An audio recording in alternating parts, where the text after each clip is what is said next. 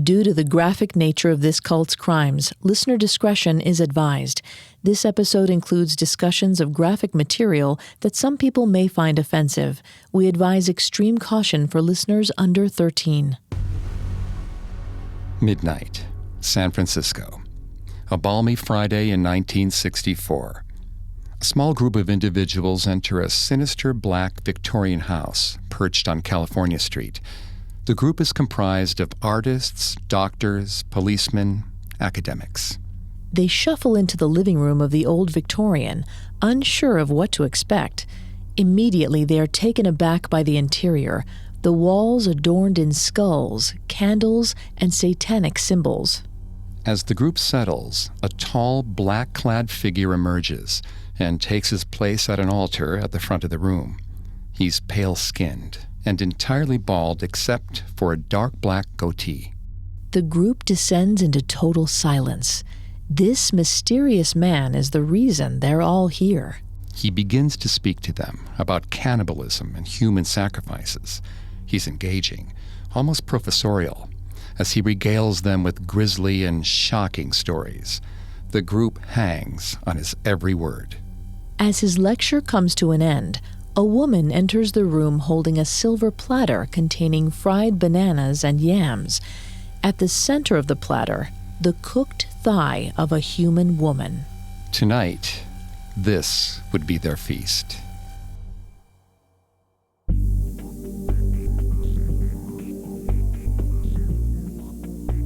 Hi, I'm Greg Polson. And I'm Vanessa Richardson. And this is Cults. Today we're taking a deep dive into the Church of Satan, founded by Anton LaVey, arguably the most famous Satanist in history, and the man responsible for introducing Satanism to Hollywood. You can listen to previous episodes of Cults, as well as all of Parcast's other shows, wherever you listen to podcasts. A new episode comes out every Tuesday. Many people ask how they can help support the show. And if you enjoy the podcast, the best way to do that is to leave a 5-star review. You can also find us on Facebook and Instagram as @Parcast, and on Twitter @Parcast Network.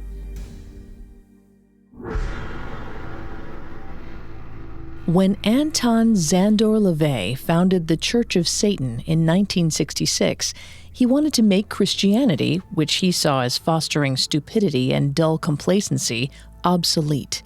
This was an organization for non-joiners, the alienated individuals who rejected traditional religion and instead adopted Satan, the original rebel, as their patron. Anton LaVey founded the church out of his home in San Francisco, a Victorian home that was dubbed the Black House. His many followers would gather here to bear witness to his weekly satanic rituals. In 1969, he published the Satanic Bible, which has been described as the most important document to influence contemporary Satanism. At the height of his fame, LaVey was considered by many to be the real-life incarnation of Satan.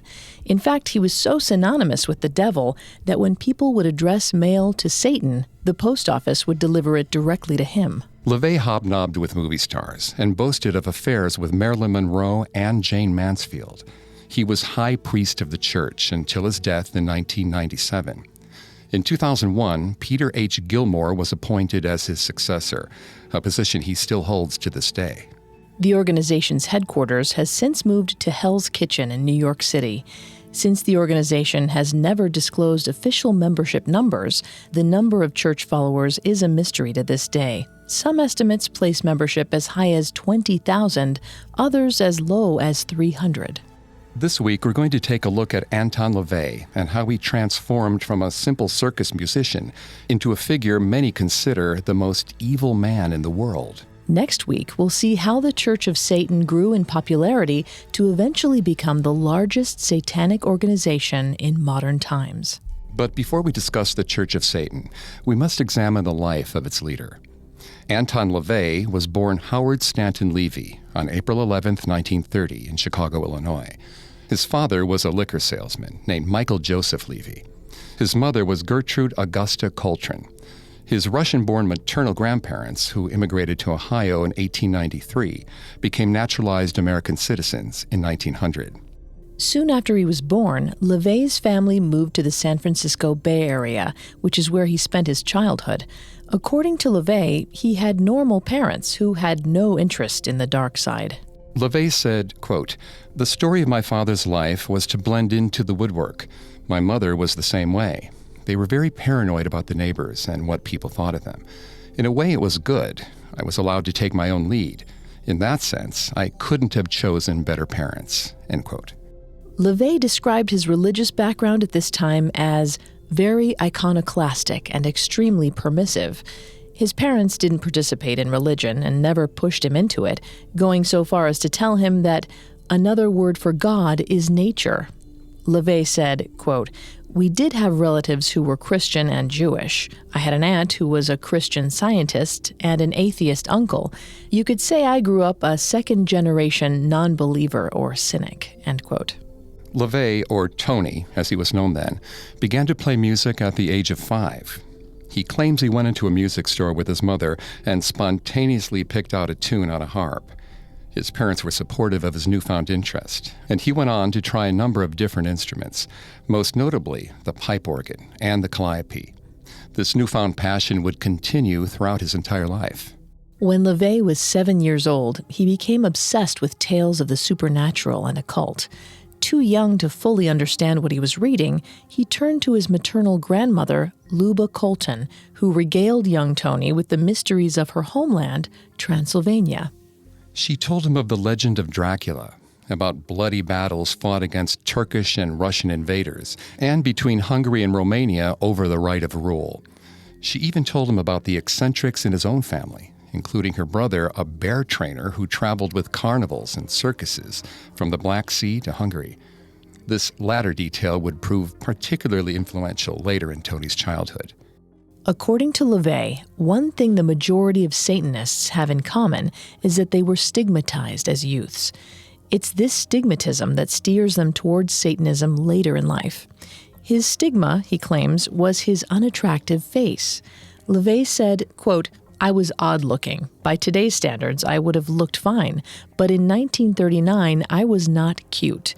I was certainly not a Van Johnson or a John Wayne," end quote. He spoke of the horror of going to gym class with other boys, which was so great that he would get a doctor's note to avoid it. To some, this may not sound too dissimilar to what a lot of children experience in their early years. However, it appears LaVey also experienced another stigma as a child: the stigma of having a human tail. In Blanche Barton's authorized 1990 biography of LaVey, The Secret Life of a Satanist, she writes that Anton had an extra vertebrae removed near the end of his spine that formed a prehensile tail. This appendage occurs in about 1 in every 100,000 births. This tail gave Tony an enormous amount of trouble as an 11-year-old. He had to have it drained several times, and even learned to sit on chairs sideways as to avoid the pain. One night, when it became re-inflamed, Anton once again visited the hospital to have it drained. However, there were no rooms available at the hospital, so the doctors could only administer a local anesthetic. The pain was so great, Tony says, he bit through the rubber pad he was lying on and bent the steel bar on the side of the gurney. He eventually had the tail removed at the age of 12. By the age of 16, he was beginning to have his first romantic relationships with women. However, because of his already sinister appearance, most of his girlfriends chose to meet him in secret so that their parents wouldn't see the type of boy their daughter was keeping company. This was upsetting for Tony. He wished he could look normal like other boys his age. Vanessa's going to take over on the psychology here and throughout the episode. Please note, Vanessa is not a licensed psychologist or psychiatrist, but she has done a lot of research for this show. Thanks, Greg. According to Psychology Today, children who experience betrayal, rejection, and other deep wounds are at risk of developing narcissistic personality disorder. These individuals spend their adult lives trying to fend off such feelings by acquiring success, wealth, celebrity, status, and power. When we look further into LaVey's adult life, we'll see that he seems to constantly seek out celebrity and power. This need is likely rooted in these negative early childhood experiences. It was also at age 16 that Tony had an experience he claimed would shape his taste in the opposite sex for the remainder of his life. Anton was at a house party with his friends when he walked into a room to find a group of teenagers wrestling. One of the teens was wrestling with a girl on the ground. At one point, her dress flipped up and her underwear was visible. According to Tony, in this moment, the sight of her white, plump thighs, blonde hair, and translucent skin caused him to experience what he terms erotic crystallization inertia, or ECI. Tony claims that ECI is the point at which a sexual archetype or fetish is fixed. The instant one's erotic instincts are first piqued lives perpetually in one's memory, as vivid and stimulating as the moment it first occurred. However, ECI is not a recognized psychological phenomenon, rather a term concocted by LaVey to explain that he would go on to be romantically involved with many women who shared a similar appearance, blonde hair and pale skin. This is an example of how LaVey has attempted to retroactively construct a tidy narrative of his own life. From an early age, people develop the cognitive skills needed to create a coherent life story for themselves. According to a 2011 study by Elaine Reese, these include causal coherence, the ability to describe how one event led to another, and thematic coherence, the ability to identify overarching values and motifs that recur throughout the story. The truth is, many of the significant moments in our lives are often random. As such, they may not always make for a good story. Anton, however, seems very adamant that the story of his life be an intriguing one. As we delve further, we'll see even more extreme instances of this. In 1946, likely inspired by the stories told to him by his grandmother, LaVey dropped out of his junior year of high school and joined the Clyde Beatty Circus. His first job there was playing Hammond organ accompaniment for circus acts. LaVey said, quote, "I got to rub elbows with human oddities, freaks, dancers, showgirls who wanted to be stars. It was a chance to meet people who were really marginal," end quote. This was LaVey's first exposure to social outcasts, and he found that he felt at home among them. During this period, LaVey's musical talents led him to being recruited by traveling evangelists to play gospel tunes during their services. This inadvertently led him to having a critical insight into the nature of religion. LaVey said, quote, "On Saturday night, I would see men lusting after half-naked girls dancing at the carnival. And on Sunday morning, when I was playing the organ for tent show evangelists at the other end of the carnival lot, I would see these same men sitting in the pews with their wives and children, asking God to forgive them and purge them of their carnal desires. And next Saturday night, they'd be back at the carnival or some other place of indulgence," end quote. LaVey concluded that the Christian church thrived on hypocrisy and that man's carnal nature would always win out. This idea would later become one of the founding principles of the Church of Satan. At age 17, LaVey began asking friends to call him Anton instead of his childhood nickname of Tony. By this point, Anton was not only playing music at the circus, he was taming 8 Nubian lions and 4 Bengal tigers alone in the big cage. He developed a close relationship with and an affection for these big cats, which would last well into adulthood. During this time, LaVey also joined the carnival and amusement park circuit, working some of the biggest traveling shows on the Pacific coast. Playing calliope, Wurlitzer band organ, or Hammond along every midway, LaVey found that he felt at home among the loners, drifters, and marginal types who were attracted to the cynical carnival atmosphere. According to LaVey, it was here that he learned how much people will pay to be fooled, how desperately they want to escape their own dull lives. One can't help but think that this revelation may have planted the seed for what would eventually become the Church of Satan. LaVey's image at this point had become that of a stereotypical carny, flashy sports coats, hand-painted ties, and a pencil-thin mustache. He was getting an education he could never get from a college, a confidence man's education in hustling and exploiting man's carnal nature. When the carnival closed for the season in the winter of 1948, 18-year-old Anton LaVey started playing burlesque houses in Southern California, in particular a theater called the Mayan in Los Angeles. This is where he claims he met his most famous romantic partner, Marilyn Monroe. Monroe was a long way from the Hollywood starlet she would later become. She was down on her luck and had taken up stripping to get by. LaVey said, quote, "She was a very confused girl at that time, very depressed in many ways. It was probably the lowest point in her life until the time she died," end quote. LaVey, however, was immediately drawn to her unusually white skin tone. When he first saw her perform on stage, he described the erotic feeling that went through him as being identical to the one he experienced at the party as a 16-year-old. For her part, Marilyn was taken with LaVey, who played musical accompaniment to her act. Between performances that night, Anton approached Monroe and made some suggestions for songs to add to her routine. After impressing her with his accompaniment that night, they instantly became lovers. Although their time together was short-lived, they were inseparable and shared intense feelings for one another. LaVey moved into a cheap motel on Washington Boulevard with Monroe, who made more money than him at that time. She was fascinated with his stories from the carnival as well as his ever-deepening study of the black arts. While they drove through the deserted LA streets at night, Monroe would ask LaVey to tell her about occultism and death, subjects that he was more than happy to talk about. After only a few weeks, their relationship came to an end. While they would correspond sporadically for a decade, they would never meet again. Now, it should be mentioned that this account of LaVey's relationship with Monroe comes from his authorized biography, The Secret Life of a Satanist, which was written by Blanche Barton, a member of the Church of Satan. His version of events is challenged by those who knew Monroe, as well as the manager of the Mayan, Paul Valentine, who denies that Monroe was ever employed by him. This is yet another commonality between LaVey's mind and that of a narcissist. Narcissists compulsively create and perpetuate their own version of reality, twisting and distorting information to suit their own purposes. They do this not only to maintain their self-image in the eyes of the public, but also to maintain their own grandiose image and inflated assessment of themselves. By retroactively linking himself with Marilyn Monroe, Anton LaVey's name came to be associated with glamour, power, and success.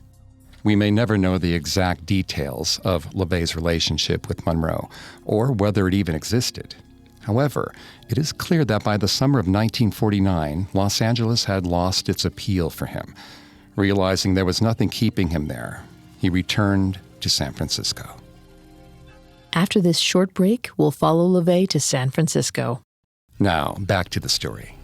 It was in San Francisco at an amusement park in 1950 that 20-year-old LaVey met a blonde 15-year-old named Carol Lansing. She was the daughter of a Wells Fargo bank executive who was described by friends as a miniature Jane Mansfield. This was many years before LaVey would become involved with the real thing. Despite the fact that Carol Lansing was underage, LaVey began a relationship with her, and they were married a year later. Now, this was right around the time of the Korean War, and Anton LaVey was desperate to avoid being drafted into the Army. Before Congress reformed the draft in 1971, a man was eligible for student deferment if he could demonstrate he was a full-time student making satisfactory progress in his field of study. So, LaVey signed up to study criminology at San Francisco's City College, where he established himself as a respectable student. Anton's first daughter, Carla Maritza, was born in 1952. In order to support his new family, he took up a position with the San Francisco Police Department as a police photographer. In this job, he was confronted with the worst side of humanity on a daily basis. LaVey saw children splattered on the road by hit-and-run drivers, women cut to pieces by jealous husbands, and the bloated bodies of suicide victims fished out of the San Francisco Bay. Speaking about this time, he said he came to the conclusion that if brutal carnage like this was God's will, then he wanted nothing more to do with God. LaVey said, quote, "There is no God. There is no supreme, all-powerful deity in the heavens that cares about the lives of human beings. There is nobody up there who gives a shit.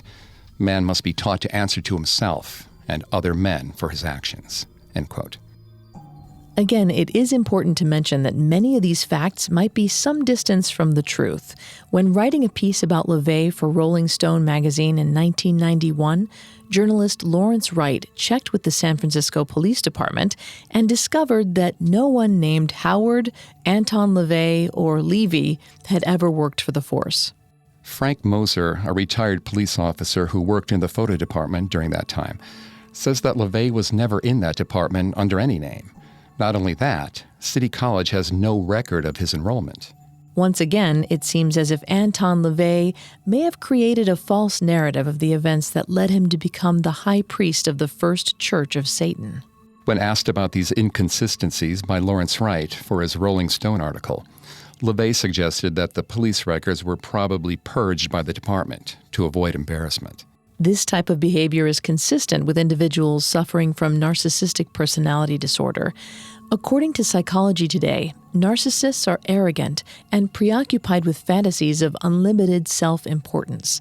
This causes them to exaggerate their accomplishments and popularity. The truth is, it's highly unlikely that the San Francisco Police Department expunged Anton LaVey's employment information from their records. Instead, through his own self-aggrandizement, he probably concocted a version of events that portrays him in the most impressive light possible. In 1952, Anton's responsibilities at the police department expanded when he was assigned to the Repeater 800 calls. These were the nut calls that no one else on the force wanted to deal with. Reports of ghosts, weird noises, UFO sightings, and various things that go bump in the night. Anton LaVey, unsurprisingly, was delighted with this opportunity and threw himself headlong into paranormal investigation. He would visit houses and set traps for ghosts, including a camera with a sensitive trigger loaded with infrared film to record ectoplasmic activity. However, Anton quickly discovered that the majority of paranormal phenomena that people reported were easily explainable. A rusty can whistling in the wind, or a cat trapped in the attic. Early on, when he would present the residents with the simple cause of their problems, they were often disappointed. It was as if they wanted to be fooled. Anton was happy to fool them. He decided to play up his role as a ghost hunter and lead people to believe he was performing real exorcisms. Despite the lack of evidence for his abilities, people believed him. Within a few years, his reputation grew, and he had developed a steady clientele. By 1955, Anton LaVey decided to focus all his energy on further explorations into the black arts. He realized that the majority of progress in science and philosophy had been achieved by those who rebelled against God and the Church. Albert Einstein, for example, once wrote, quote, "The word God is for me nothing more than the expression and product of human weaknesses," end quote. LaVey felt that there needed to be a representative for that revolutionary, creative, irrepressible spirit within us, and he knew the single figure that could be that representative. In 1956, LaVey purchased a weathered, slate-gray Victorian house at 6114 California Street in the Richmond district of San Francisco. He was immediately intrigued by the house after hearing it had been formerly occupied by Mary Ellen Pleasant, better known as Mammy Pleasant. She was San Francisco's most notorious madam during the Barbary Coast days and had outfitted the house with secret panels, trapdoors, and hidden rooms. These were used to rob customers while they were being entertained. These architectural eccentricities fit perfectly with the enigmatic image that LaVey was attempting to cultivate. The first thing Anton did after moving in was to paint the house black. On Halloween in 1956, Anton and his wife Carol threw a midnight party to show off their new home and style. From this day forward, it became known as the Black House. 10 years later, this would be the birthplace of the first organized church in modern times to be devoted to Satan. In the late 50s, a crowd of influential and eccentric people were beginning to gather around Anton LaVey. They were grateful to have a place where they could share iconoclastic interests and hobbies with like-minded individuals. They included underground experimental filmmaker Kenneth Anger, novelist Stephen Schneck, wealthy investor Donald Werby, and Danish Baroness Karen de Plessen, to name but a few. All of them were drawn to Anton's gatherings because of his growing reputation as San Francisco's black magician. This extraordinary group of people who socialized at the Black House on Friday evenings came to be known as the Magic Circle. Each member wore a trapezoid surrounded by a bat-winged demon that could be removed to reveal an inverted pentagram design underneath. Anton was beginning to assemble his followers. During the time he was developing his magic circle, Anton had maintained a job playing music at Maury's Point, a restaurant overlooking the Pacific Ocean.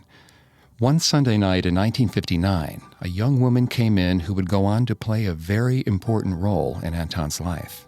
Her name was Diane Hegarty, a beautiful 17-year-old girl with long blonde hair and green eyes. She worked as an usherette at the nearby Seaview Theater. That night, she was on a date with her manager from the theater. However, when Anton came to their table and regaled them with stories of ghost hunting, Diane could not hide her enthusiasm. She returned to Maury's Point several more times to see Anton, and eventually began a relationship with him. Over the coming months, Anton spent as much free time as he could with Diane. Since he was still married to Carol, Anton was forced to sneak Diane out through the secret passages of the house and then smuggle her into the trunk of his car. Anton was quickly falling for Diane, primarily due to her unbridled devotion and unquestioning support of all he was doing. In 1960, Anton divorced Carol Lansing so he could be with Diane. While Diane Hegarty never married Anton LaVey, she would mother his second daughter, Zina Galatea Schreck, in 1963. With Diane as his new hostess, Anton's magic circle meetings were picking up steam. At first, there was no set itinerary, and conversations flowed freely over cocktails, accompanied by Anton or another member of the group playing a Hammond or piano in the corner. These meetings quickly gained legendary status in San Francisco. At this point, Anton began giving more formalized seminars and opening them to the public, charging $2.50 a head to hear him speak about fortune-telling and character analysis, or love potions and monkey glands. Vampires, werewolves, freaks, homunculi, bondage and torture, moon madness. It was a veritable smorgasbord of the weird, the forbidden, and the occult. People would spill over to the stairway outside and listen through the windows. It's likely that Anton relished every moment of this adulation. According to Psychology Today, narcissists have an unquenching desire for admiration and worship. Anton clearly wanted to be the center of attention, and now that he had an audience, he would do whatever he had to do in order to maintain it. He knew that the best way to do this was to lean into his reputation as a man of the occult and to perform outlandish stunts that would get people talking. This is perhaps best exemplified in his seminar on cannibalism and human sacrifices, in which he covered the subject in surprisingly thorough detail. As part of the lecture, students of LaVey were invited to dine on a cooked thigh of a young woman. The leg had been biopsied and provided by a Berkeley physician who attended Anton's lectures regularly. Diane served it with fried bananas and yams, just as the Fiji Islanders did, adding tonka bean wine and caterpillars to complete the meal. The hubbub created around the stunt made Anton realize that perhaps his greatest asset in assembling new adoring followers would be publicity, and soon he began to get it. In 1964, Monique Benoit, society columnist for the San Francisco Chronicle, was the first to write about Anton. She referenced his latest job as a psychic investigator and the fact that he was now holding strange rituals in his menacing Black House. Even legendary journalist Herb Caen included him in his daily gossip column, describing Anton attending the opera, resplendent in a formal black cape with scarlet lining and carrying an antique sword cane. Not content with this conspicuous reputation, Anton decided to take it one step further. He adopted a pet he would walk through the San Francisco streets, but not just any pet, a black leopard named Zoltan. Anton treated him like just another child, so much so that Zoltan slept in the same crib as his daughter, Carla. One night in 1964, when Anton was elsewhere, Zoltan darted out into the street and was killed by a passing car. Anton quickly replaced him with a 10-week-old Nubian lion named Togar. Those who visited Anton were impressed by his ability to handle the lion in his own house. However, its presence betrayed some questionable judgment on Anton's behalf, particularly when Togar left a scar on Carla's back. Even after this, LaVey continued to let the lion sleep in her room. It appears that LaVey was more concerned with showing off his pet than the safety of his own child. According to Scientific American, exhibitionism such as this is typical of the grandiose narcissist. Grandiose narcissism is a flamboyant, assertive, and interpersonally dominant style. These individuals have an inflated sense of self, are overconfident in making decisions, and have a hard time learning from their mistakes. Unfortunately for Anton, but perhaps fortunately for his daughter Carla, Togar had the habit of roaring loudly at night, which disturbed his neighbors. Eventually, a city ordinance was passed forbidding lions in private homes. Togar was taken from Anton and brought to the zoo. This swelling publicity brought even more people to Anton's lectures. They would quiz him about magic spells, hypnosis, and other phenomena. It was around this time that LaVey had a life-altering interaction with one of these patrons, a police officer named Jack Webb. Webb and LaVey would regularly chat about magic and the occult. One night, speaking off the cuff, Webb said, quote, "Why don't you make some use of all this magic stuff and the philosophy you've spun around it? You know, you've got the material for the founding of a whole new religion. Do you realize that?" End quote. While it seems almost inevitable that Anton LaVey probably would have gone on to found the Church of Satan regardless, he credits this interaction with Jack Webb as being the catalyst to what would eventually become the first public, highly visible, and long-lasting organization which propounded a coherent satanic discourse. Anton knew his ideas could not be just a philosophy. That would be too easy for people to pass off or overlook. He would have to form a new religion. What's more, he would call his new organization a church, consecrated not in the name of God, but in the name of Satan. There has always been a satanic underground. In the mid-18th century, Sir Francis Dashwood formed the Hellfire Club. Several of England's most influential men would gather for satanic feasting, reveling, and debauchery. However, there had never been an organized satanic religion that practiced openly. Anton decided it was high time there was. Anton already knew the date upon which his Church of Satan would be established. It would be during the traditional night of the most important demonic celebration of the year, the night when witches and devils roamed the earth, orgiastically glorifying the fruition for the spring equinox. Walpurgisnacht, also known as Saint Walpurga's Eve. Saint Walpurga was an 8th century Anglo-Saxon missionary to the Frankish Empire. Her canonization is celebrated on the night of April 30th and the day of May 1st. Anton shaved his head as part of the founding ritual, in the tradition of medieval executioners, carnival strongmen, and black magicians before him. He did this to gain personal power and enhance the forces surrounding his newly established satanic order. This bald head, along with an immaculately sculpted black goatee, would become his signature look for the remainder of his life.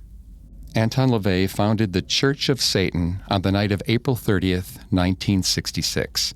He proclaimed this to be Year 1, or Anno Satanas, the first year of the Age of Satan. Within a year and a half of its creation, the organization would be at the center of 3 separate media sensations that would be splashed across front pages the world over. We'll follow these scandals after the break. Now back to the story. It was 1966, and Anton LaVey had just formed the Church of Satan, performing ceremonies from his home, the Black House, in San Francisco. A typical Friday night ceremony would go as follows. The Satanists gather in the antechamber. The men are dressed in dark suits. The women are more provocative, wearing bright colors, spiked heels, and short skirts. A tall, black-robed figure enters and announces that the ceremony is about to begin. The congregation silently follow the figure into the darkened chapel and take their seats. Then the silence is broken by the booming chords of an organ. The music ends with thundering fanfare. After a beat, a gong sounds 3 times.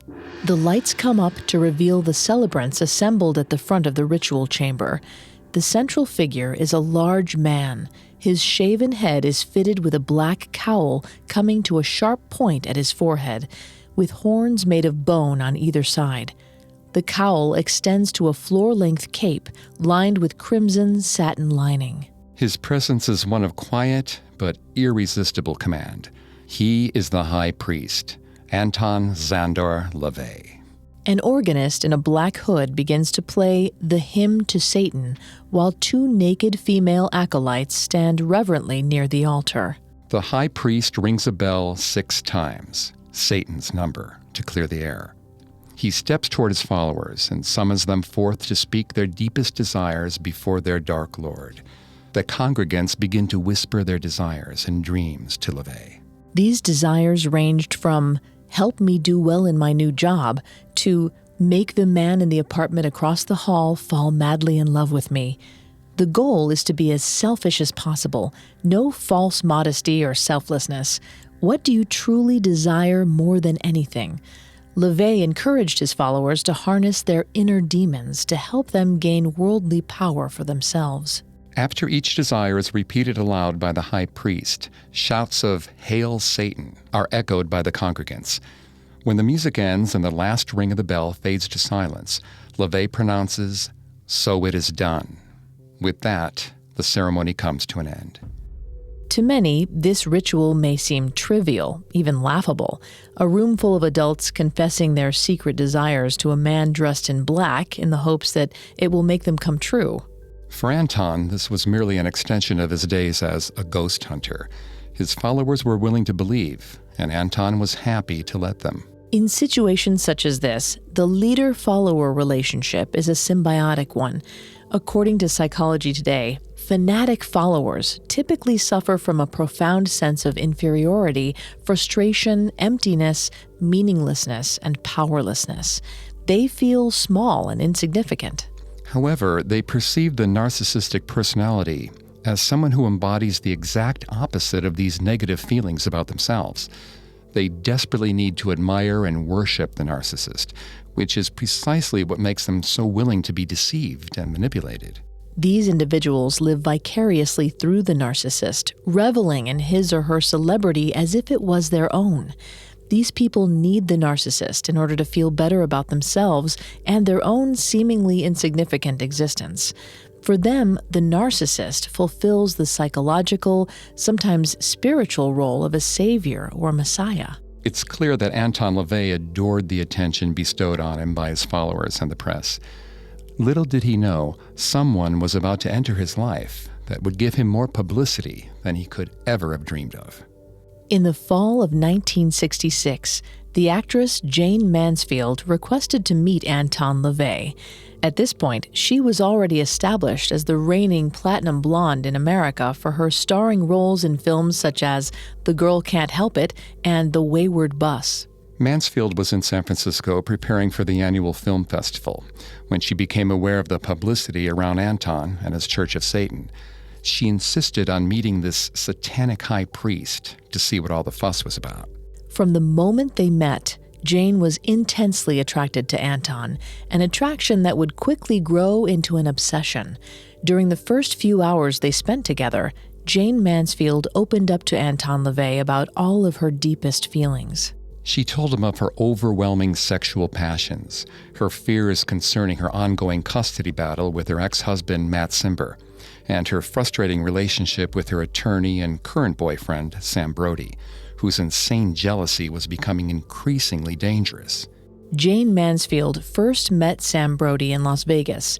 He had offered to represent her in the case against Italian-born film director Matt Cimber, who was claiming that Mansfield was an unfit mother.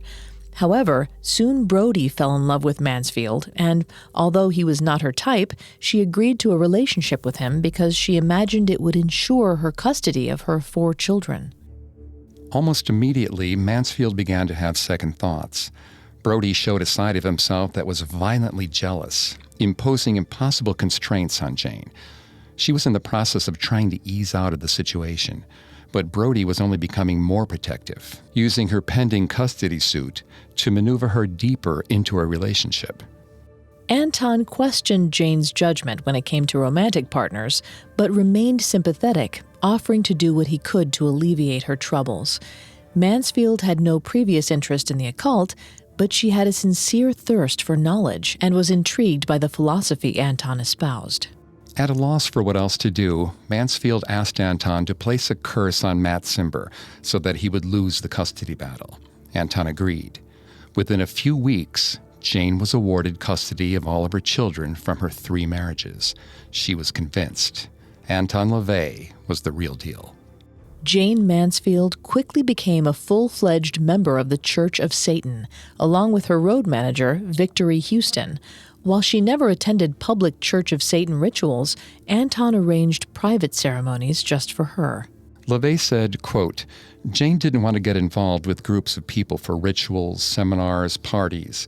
The whole idea for her was to get away from crowds. That's why she didn't quietly slip into the back of the room during my seminars.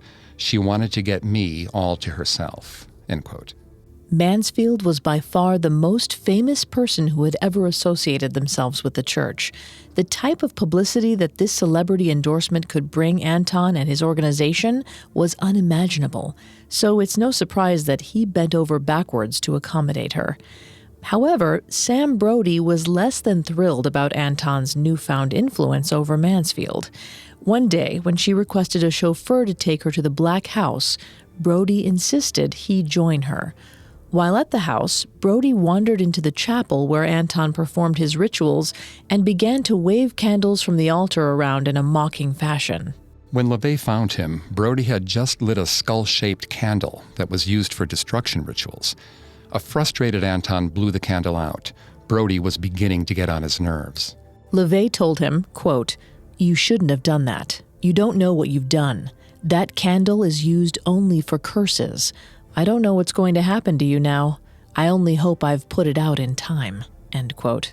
Brody's controlling behavior began to get out of hand, with him even going so far as to forbid Mansfield from wearing certain items of clothing. She would call LaVey at night, crying uncontrollably, complaining about the ways Brody was ruining her life. One particularly bad night in January 1967, Jane Mansfield had locked herself in the bathroom and made a desperate telephone call to LaVey. She begged him to come help her. LaVey could hear Brody screaming in the background, banging on the door. Finally, Brody broke the door open and grabbed the phone from her. He told LaVey, quote, "She's never to talk to you again. You hear that? I don't ever want to catch you talking to her again. You're a charlatan, and I can make plenty of trouble for you. I'll expose you," end quote. LaVey did not take kindly to Brody's insolence. He responded, quote, "I don't have to listen to this. I won't let anybody call me a quack. It's too bad you're taking this attitude. I've tried to be pleasant to you, even at times when you deserve to be put down. But now you've gone too far. My power exceeds anything you can imagine, and now you're going to feel it. You will be dead in a year. Sam Brody, I pronounce that you will be dead within 1 year," end quote. Later that same night, LaVey conducted a private destruction ritual against Brody. This entailed ceremonially writing Brody's name on a piece of parchment and burning it in the flame of destruction. As the parchment was engulfed in flames, LaVey invoked the powers of the infernal ones, commanding that Brody, likewise, be destroyed within the specified time. Sam Brody had attacked Anton LaVey's reputation. This was unacceptable to LaVey. He wanted to teach Brody a lesson. Anton called Jane Mansfield to warn her of the curse he had placed on her boyfriend. While Brody eventually called LaVey 3 days later to apologize, Anton told him it was too late. The wheels had already been set in motion, and even if he wanted to, there was nothing LaVey could do to stop the curse. Within a few months, Jane Mansfield and Sam Brody would both be dead. Next week, we'll discuss the rest of Anton LaVey's journey and examine how he was able to generate a loyal following of people from all walks of life, including Hollywood stars. We'll also go more into depth about the practices and beliefs of the Church of Satan, who the members were and the reasons they joined, and how some people believe Anton LaVey was responsible for the death of Jane Mansfield and Sam Brody.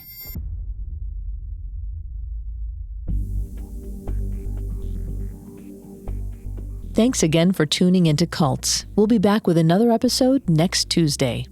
Some of you have asked how you can help the show. If you enjoy cults, the best way to help is to leave a 5-star review wherever you're listening. You can find Cults and all of Parcast's podcasts on Apple Podcasts, Stitcher, Google Play, CastBox, TuneIn, or on your favorite podcast directory. You can also find us on Facebook and Instagram as @Parcast and Twitter @Parcast Network. We'll see you next time. Cults was created by Max Cutler and is a production of Cutler Media and is part of the Parcast Network.